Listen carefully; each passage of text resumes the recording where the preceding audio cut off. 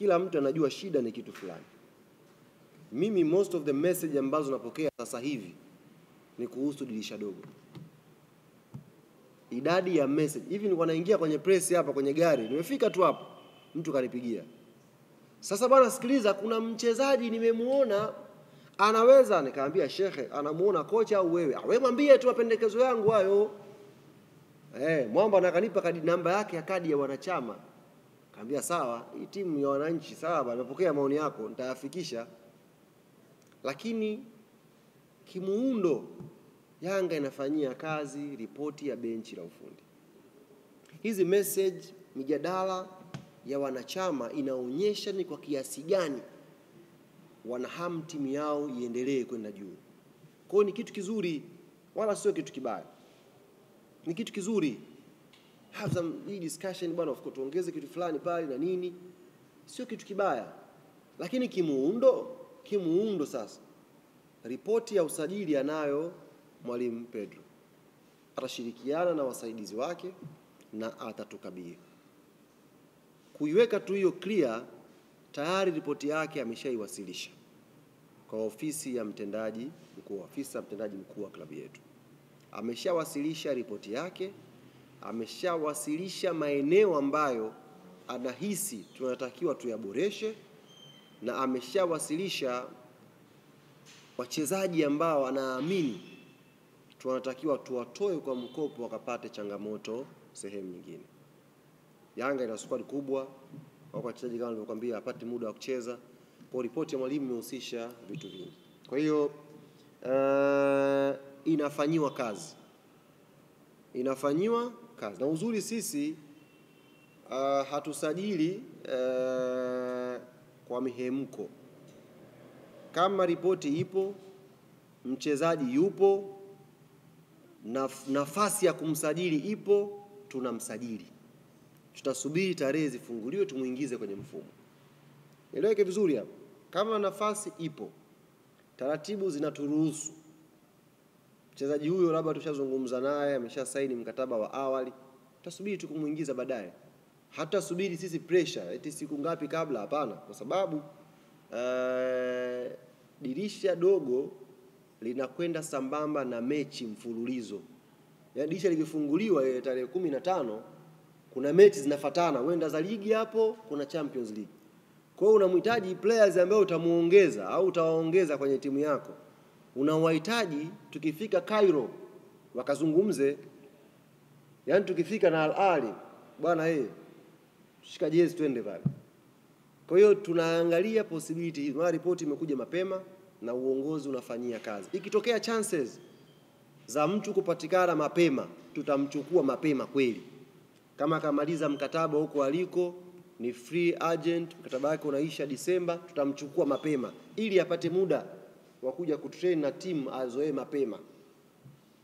Kipindi hiki hapa sio kipindi cha content, kwamba tufiche hapa content, njooni mdownload kwenye app mlipie. No.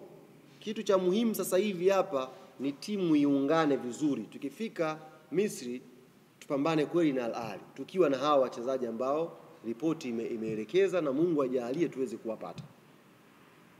Kama kule kabakisha miezi 6, taratibu taturuhusu kuongea naye, sababu wako wachezaji of course kwenye timu zao ibakiza miezi 6. Taratibu zinaturuhusu kama Yanga kuzungumza na huyo mchezaji. Kwa tukizungumza naye, tukiona tumeelewana, klabu yake inafungua mlango wa kumuuza, tunapeleka hela, tunamnunua. Kwa dirisha hili uongozi uko bize kweli kweli. Mnaweza msimuone engineer sura yake mahala popote, mnaweza msimuone Arafat mahala popote, ila jueni wako bize kweli kweli kwenye dirisha hili la usajili. Karata ambayo tuicheze hapa ni karata ambayo tunaamini kwa uwezo wake Mwenyezi Mungu itakuwa karata dume ya kutugea mafanikio msimu huu. Kwa hivyo viongozi wako bize. Kuhusu huyo mchezaji ambaye umesema wa Azani Mengo Emmanuel wa TRA, captain. Yanga inachukua makapteni. Hiyo kiukweli ndugu yangu taarifa yake sina. Mimi kama msemaji wa timu taarifa ya huyo mchezaji uliyesema sijapewa. Kwa hiyo najua bana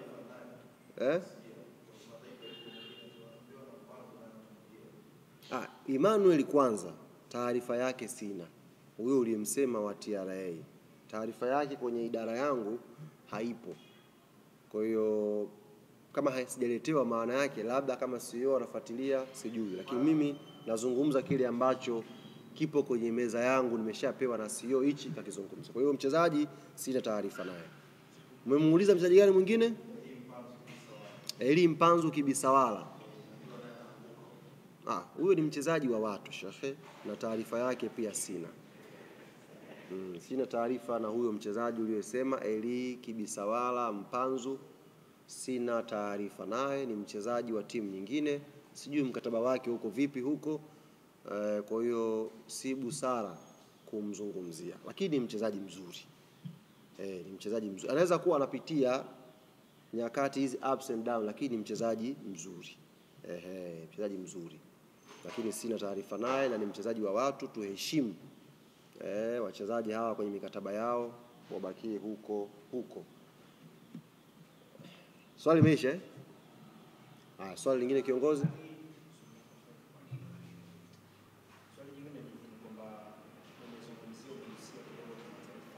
Ligi msimu ni ngumu sana ndugu yangu. Tuna ligi moja ngumu kweli kweli. Kuna ligi moja ngumu sana season hii. Tena hapa ndugu zangu waandishi wa habari, kakaangu Karim Boimanda atanisamehe kama anaingilia majukumu yake. Lakini sisi waandishi wa habari hatuitendei haki ligi yetu ya Tanzania. Kama anawakosea na nyie mtaniwia radhi, lakini hili siwezi kulifumbia macho. Hatuitendei haki hili. Unaona? Nazungumza jambo la kutendea haki, Mako Mzumbe kazima kamera. Shida hiyo. Hapa mmeona shida ilipo. Kwamba story ya ligi kuu hatujaifanya kuwa na thamani. Story ya ligi hii ya mwaka huu ni ligi ngumu kweli kweli, lakini hatujaipa thamani inayotakiwa ipewe. Sisi ni mahodari kusema ligi yetu ni ya 5, lakini hatujui kwa nini ligi yetu imeshika nafasi ya 5. Hatuzungumzi. Mimi juzi nilikuwa na asubuhi nimeamka, usiku nafikiri usiku Yanga tulikuwa tunacheza, alafu Simba wanacheza usiku. Sio ilikuwa mechi gani hapa katikati hapa. Nimefungua asubuhi redio kwenye gari na kula uchambuzi kwa nakuja kazini. Watu wanapozungumza hizo mechi, wallahi wabillahi, kama una akiba yako unataka kulipa kiingilio uende uwanjani, hauendi. Hiyo mechi inachambuliwa kana kwamba kuna timu ya wakubwa inacheza na timu ya watoto. Yaani hakuna competition. Mtu anakuambia hamna mechi huko. Mtu kwenye redio huyo ni mwandishi huyo, tena mwandishi wa sports, anakula anapendeza kwa sababu ya ligi hii. Tusidanganyane hapa, hatupendezi kwa ajili ya Premier League. Uongo. Hii ligi hii yatupendezesha. Hii ligi yetu hii. Lakini mtu anayezungumza hiyo mechi kama takataka fulani tu hivi. Hamna mechi humo. Yaani ameulizwa swali, bwana unaionaje? Hamna mechi humo.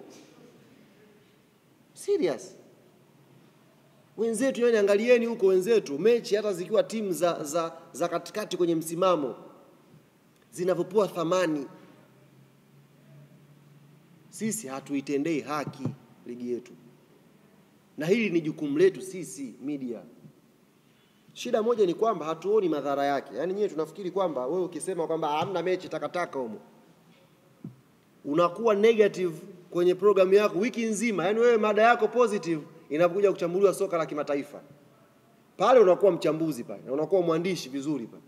Unajua Pep Guardiola 4-5-1 hii kidogo kama inamsumbua, lakini ukiangalia hawa Brentford wanacheza sana. Yaani mtu anakuelezea mpira, akiambiwa Mbeya City na Coast, hamna mpira humo. Simba anacheza na Mbeya City, ajipigia tu kirahisi huyo. Tunafikiri kusema hivi hakuna madhara na sisi, lakini nitawaambia ukweli jamani, gurudumu la madhara ya kauli zetu, gurudumu la madhara ya uvivu wetu wa kuipa thamani ligi yetu utaturudia, na sio muda mrefu. Na pengine umeshaanza kuturudia, hatusemi tu, lakini inakwenda hii. Wewe unaathiri mapato namba moja. Ukishasema hamna mechi, maana yake Coastal Union na Mbeya City anataka kuangalia hiyo mechi. Uwanjani atakaenda uwanjani. Tushamwambia kasi asubuhi kwamba hiyo mechi ni kidagaa, hamna kitu. Hamna atakachokiona. Hata lipa, umeathiri mapato ya timu. Unajiona uko safe. Umeathiri mapato ya TV, mtu mwenye haki za matangazo. Hamna atakayelipia kingamuzi kwa sababu ushamwambia hamna mechi. Tunakwenda, wewe umekaa hapa unaendelea kuchambua. Utafanya athari ya sponsor kuleta tangazo kwenye kipindi chako. Kwa nini? Kwa sababu Mtanzania hana tena hamu ya kusikiliza soka la nyumbani kwa sababu halina mvuto. Kaambiwa hamna mechi humu, hata tangazo hata leta kwa sababu idadi ya wasikilizaji itakuwa ndogo. Yaani mimi sasa hivi nikisikia kuna mjadala wa mechi za Tanzania nitahamisha. Itakwenda, alafu na wewe utaambiwa mwezi huu mshahara hakuna. Tusubiri mwezi ujao. Inafika miezi mitatu, inafika miezi minne. Unaanza kusema bosi bwana alipi siku hizi, media zinakufa. Kumbe wewe ndio umeua media yako. Kwa kauli moja tu ya kuidharau mechi ya Coast na Mbeya City. Kwa kauli moja ya kuidharau mechi ya Yanga labda na Fountain Gate. Kuiona kama sio mechi. Jamani, kalila swala la msingi kweli. Sisi tunatakiwa tuwe mabalozi wa kwanza wa kuilinda chapa ya ligi yetu. Ndiyo inatuweka mjini. Ndiyo inatufanya sisi tuheshimike. Mavala, hamna aliyekujua wewe kwa sababu Bayern Munich kakangu. Nikuja kumrekodi Dickson Joe pale bandarini alikuwa amezuiwa. Hamna aliyekujua wewe unamrekodi sijui Messi au hamna. Wanakujua kwa sababu ya ligi yetu hii. Si ndio? Tukitangaza media day. Watu waje kwenye media day. Mtu anakuja pale, ligi imecheza michezo sio 5, 6, 7 hapa. Maswali yako mengi, mtu anakuja pale kwa kocha. Wewe unaonaje Mpanzu akikaa kwenye timu yako? Anatafuta story ya shoti, kapigisha pale, tite zimetoka, kazima mic kaondoka. Wakati mwingine, nawaambia very serious, wakati mwingine shida taza hawa viongozi mnatoa nyie. Sasa hivi viongozi wa mpira wakienda uwanjani, wanatembea na mabodyguard. Viongozi wa football sasa hivi wanakwenda wanatembea na mabodyguard. Football hii kwa sababu yetu sisi waandishi hatufanyi research, hatufanyi uchunguzi. Mtu ukishakaa tu kwenye mic yako unazungumza kwa utashi wako, unaponda basi. Unaponda tu. Wewe unasigina tu. Kwa sababu hiyo kitu ukishasigina kiwekwa Instagram kuna comment 3000 umepata. Safi. Mimi najadiliwa kishezi na trendi. Kumbe unatrendisha pia mshahara wako ukosekane. Juzi nimeona clip. Kuna kiongozi mmoja amekimbia kwenye gari. Subhanallah, Mungu atuepushe. Mtu ana mwili kidogo mkubwa akatoka kwenye zile ngazi za kwa Mkapa. Kama unaangalia movie hivi, dumbukia kwenye gari, yani gari imepumzishwa kwenye gia. Kaingia hapa mlango ufungwa kitu. Mashabiki wanakimbiza gari. Sicheke, sisi tumeshiriki kwenye hayo mambo. Msingi wa kuyasema haya ndugu zangu ni tulindeni na sisi chakula chetu. Chakula chetu ni ligi kuu. Msosi wetu unaotupendezesha ni ligi kuu ya Tanzania. Tukiipa thamani ligi yetu, thamani ya kazi zetu na media zitapanda. Hichi ninachowaambia hapa pengine hamtaambiwa hivi karibuni au mnasubiri sababu tumezoea sisi. Siku moja iandaliwe media day, aje mtu kavaa suti anazungumza Kiingereza, anawaambia, ndio mnaanza kunoti, kumbe kweli, kwa sababu kuna English imeingia hapa, anaongea Kizalamu hapa, lakini ukweli. Sisi kuhusu ligi msimu huu ni ngumu kweli kweli. Nitakuwa muongo hapa nikisema kwamba Yanga ina uhakika wa kuchukua ubingwa msimu huu. Ningeweza kusema hivyo lakini msimu huu ndugu yangu ngoma ngumu. Nimeangalia mechi ya Coast, subhanallah. Hivi mnajua Coast hawakupoteza muda. Kila kitu kilinishangaza mimi. Kawaida timu hizi ukienda kwenye mechi za mkoani zinatafuta sare, kipa anatibiwa dakika 10 na dakika 20. Coast walikuwa na dhamira ya kutufunga. Yaani kipa mpira ukitoka anauchukua anaweka chini mbungi ipigwe. Hatuja experience hicho kitu muda mrefu kwenye ligi ya Tanzania. Hatuja experience muda mrefu ligi ya Tanzania, timu daraja la Coast inaikimbiza Yanga eti haitaki kupoteza muda. Upande chanya wa ile mechi ni huo, kwamba Coast imeingia inataka kushinda mechi dhidi ya Yanga. Hawana excuse, wanaikimbiza Yanga. Huku majukwani watu wamehamasika, watu wamechangamka, majumbani kila mtu anafuatilia.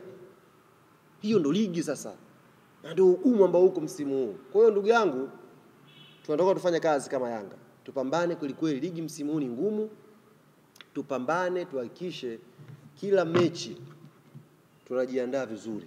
Tumeona mechi hapa msimu huu, mechi ambayo tumeshinda goli nyingi ni KMC, goli 4. Sio utaratibu wetu Yanga. Si utaratibu wetu, 5-5 hizi ni shughuli za kawaida kabisa. Lakini msimu huu goli 2 tunatafuta kwa tochi, ndugu zangu. Ligi ngumu. Nyie mnazungumza tu Yanga quality imedrop. Sawa, lakini wapinzani mnawaonaje? Mnawaonaje wapinzani ndugu zangu? Ligi ngumu. Kama Coast amekataa kupoteza muda Dodoma, maana yake watu wadogo sasa hivi hawana heshima ya mpira, wanakuja tu. Ukujipanga vizuri na kushona. Yaani mambo sio mimi mtu mkubwa sio, watu hawana sasa hivi, watu wamejipanga, watu wako fiti. Kama haukujiandaa watu wanakushona. Kwa hiyo sisi bwana tupo kwenye mapambano na tunahakikisha inshallah dirisha dogo tuongeze baadhi ya wachezaji kwenye timu waje kuwa na matokeo chanya, tupate matokeo mazuri yatakayotufanya tuweze kutetea ubingwa wetu. Swali la mwisho.